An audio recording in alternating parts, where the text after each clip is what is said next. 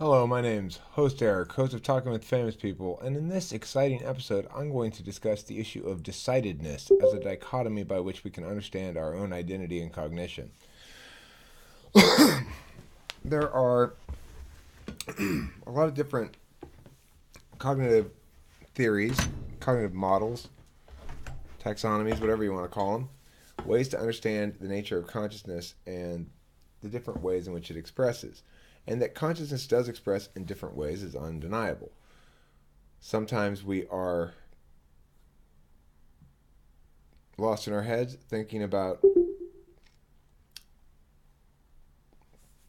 something that's already happened and that we can't do anything about. Sometimes we are lost in our head thinking about a decision we have to make that we don't know what we're going to do yet. Those are distinct kinds of thinking. And really, they represent values about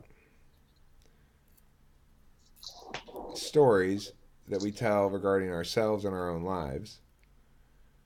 And those stories reference two distinct kinds of problems. Problems related to things that have already been decided, things about which we have conclusions, and problems related to things that have not yet been decided. So the S functions have a lot to do about things that have already been decided. To the extent that S is a proceed function, it's about executing steps in a plan that's already been determined.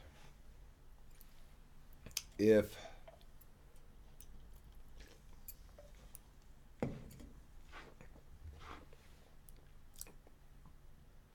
you are asked to act in the moment, say a basketball game,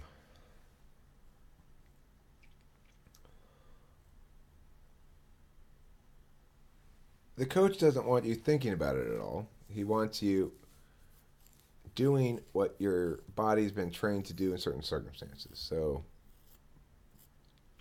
in this circumstance, if you're a 3-point shooter and you have the ball past the 3-point line, you're supposed to shoot it. You're supposed to shoot it without thinking about it. It's your job. So, that's SE. It's about pulling the trigger on what you're supposed to do. When you're driving, oh, there's a lane closing here. What am I supposed to do? I'm supposed to change lanes. Okay, do that thing. It is not step that involves any decision making. Similarly, SI is about stuff that has already been decided. It too doesn't require any decision making. It requires you to keep track of stuff that you already know conclusively. I've got a dentist appointment on Tuesday. Don't forget to call down there about this other thing. When I get home, I'm going to clean up. That's an interesting statement. In the hands of an NE Dom, that statement means nothing. When I get home, I'm going to clean up. It's a statement I said to myself at work tonight. But it meant nothing. I knew it meant nothing when I said it. It was just this is a thought. In the hands of an SI Dom, it probably means quite a bit. I'm going to clean up when I get home tonight is a plan. And if they commit to that plan, they are going to clean up. So the fact that they said that took a lot more consideration for them than it did for me. I heard a very interesting thing that Casual IHP said, that for him to engage in brainstorming requires effort, that he has to turn on NE and use it in that fashion, and it requires application of will in a way that TI for him doesn't. Whereas NI, he finds, is more naturally paired with TI. So I thought that was interesting because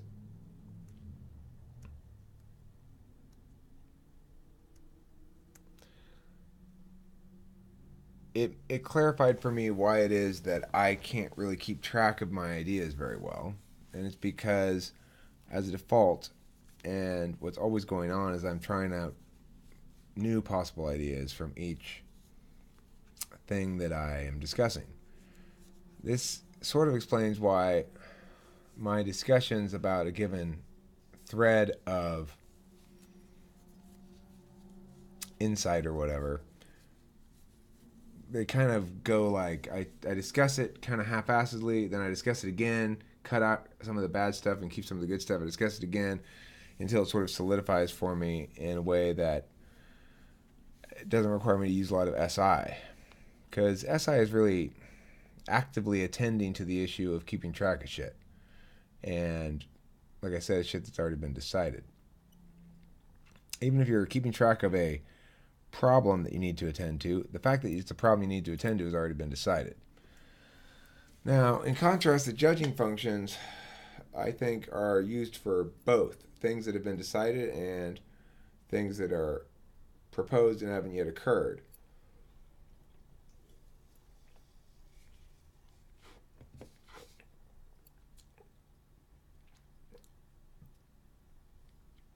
So, with thinking, then, thinking is primarily, introverted thinking is mostly about consistencies. So, it's about understanding how a small picture plan plays in a big picture way.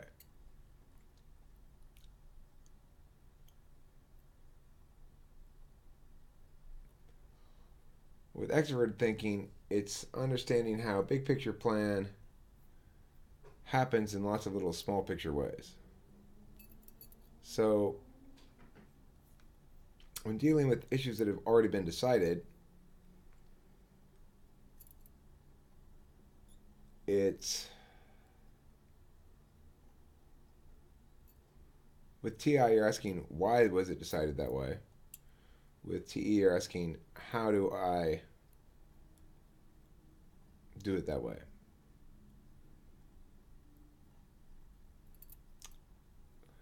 About things not yet decided. Well, it's interesting because, of course, we have to compare decided outcomes, I think, with TI to understand why we prefer one or the other. Or you might say we compare proposed outcomes against a model. TI users do. Or a series of models, or a set of models, or a meta model, or something like that. Whereas TE users aren't interested so much in the why, just as to the outcomes. Is it gonna do the thing we want it to do? And one of the downsides, TI's job then is to point out all the things you don't want it to do that it's also going to do. And TE doesn't like that in particular.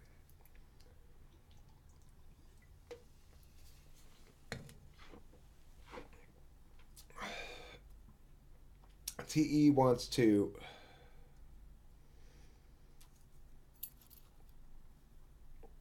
TE is about separateness and TI is about interconnectedness.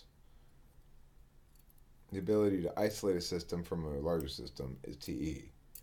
And the ability to integrate a smaller system into larger systems is TI.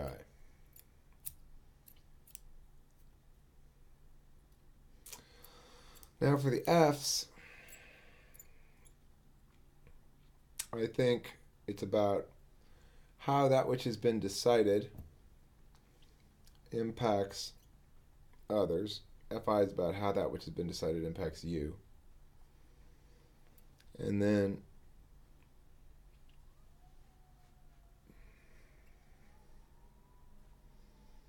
the ends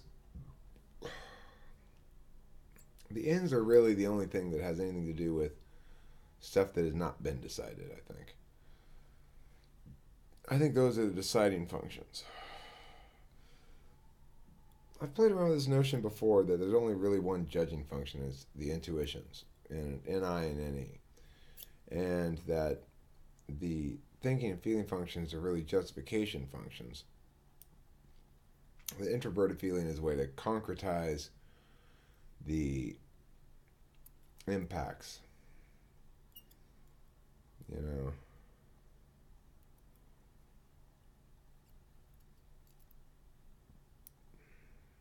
that's why ENTPs tend to live in such an unreal world. We don't intuitively feel the concrete impacts upon ourselves of our decisions.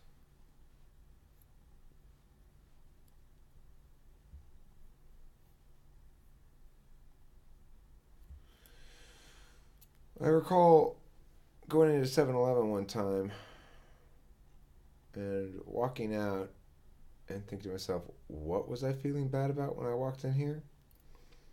And the answer was, at that moment, I was feeling concern about financial things and this stuff that I had already done what I needed to do for it, but I just was waiting for it to happen. And there's nothing I could do about it. But the only thing I remembered when I came out of 7-Eleven was the bad feeling, the feeling of fear or worry. And um, at the end of the day, I suspect most of what we say and do and think is sourced at that level of it being tagged to some feeling deep down to make it relevant enough to remember.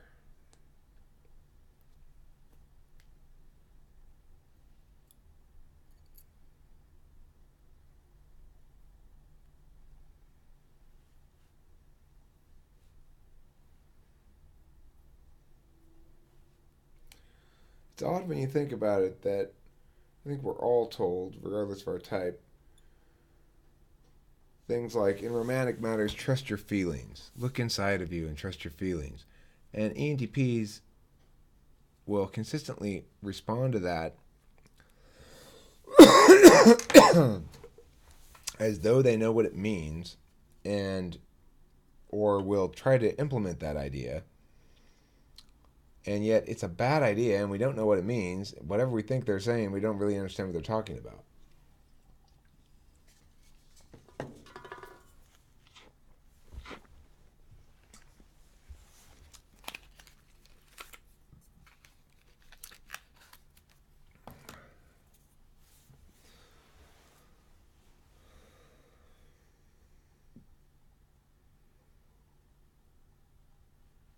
I've learned a lot about feelings and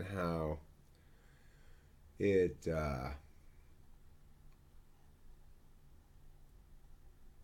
how they aren't fair or logical at all. Like, it's not fair that I loved Lacey so much more than I loved Compton.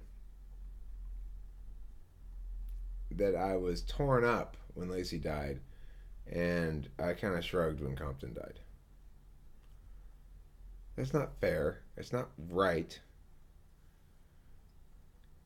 And it's not logical either, in the sense that I actually put a lot of energy into loving the shit out of Compton after Lacey died. And we just weren't very love compatible. The kind of love that Compton wanted to give was different than the kind of love I had to give, and vice versa. And just we weren't very compatible. But that's incredibly selfish. It seems on its surface to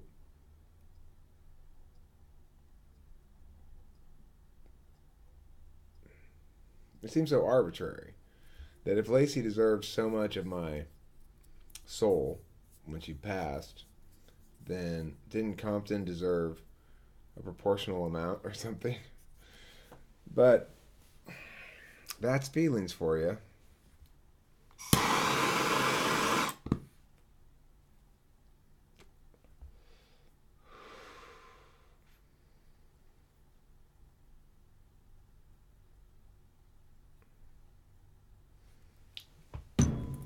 So yeah, stuff that's decided, stuff that ain't decided. Intuition deals with stuff that ain't decided. The other things deal with stuff that's decided. Maybe something like that, or at least assumed. That's what assumption is. Let's pretend something is decided that's not decided.